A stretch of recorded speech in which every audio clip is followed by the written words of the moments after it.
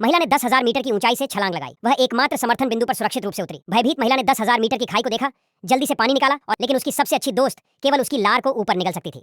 लेकिन टॉवर पर लौटते समय वह मुश्किल में थी। उसने एक सेल्फी स्टिक निकाली और उस पर अपना बैग लटका दिया। उसने अपने पैरों के नीचे की ऊंचाई पर अपनी असावधानी को दूर करने की पूरी कोशिश की और रस्सी के जितना संभव हो सके करीब आ गई। रस्सी पर बैग को लटकाने की कोशिश की, लेकिन कई प्रयासों के बाद भी बैग लटकने में विफल रहा। जब लिली गिरने वाली थी तब बैग आखिरकार लटक गया। अगला ऑपरेशन और भी घातक था। उसने अपने सामने बैग को निशाना बनाया और कूद गई। अगर वह सावधान नहीं होती तो वह उत्तर पश्चिम में दफन हो जाती। सौभाग्य से लिली बैग को पकड़ने के लिए पर्याप्त भाग्यशाली थी, लेकिन उसके पैरों के नीचे की खाई उसे बहुत दर्द देने के लिए पर्याप्त थी। हालांकि लिली ने अपने असाधारण साहस और शारीरिक तंदुरुस्ती से सफलतापूर्वक अपनी जान बचा ली।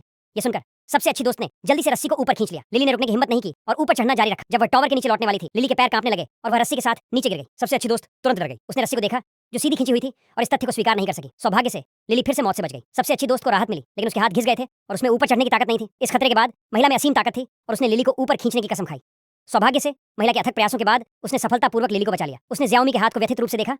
उसके दिल में उदासी की लहर दौड़ गई। सौभाग्य से लिली सुरक्षित रूप से टॉवर पर लौट आई। महिला ने फिर बोतल उठाई और उसे पी लिया। हालांकि जब उसने इसे लिली को दिया तो उसने मना कर दिया। महिला ने परवाह नहीं की। उन्होंने अपने बैग से कागज और कलम निकालकर संकट संदेश लिखा और फिर उसे ड्रोन पर चिपका दिया। उन्होंने ड्रोन को नियंत्रित करके उस होटल में जाने का फैसला किया जहां से वे आए थे। ऐसा लग रहा था कि भगवान उनके साथ कोई चाल चल रहे थे।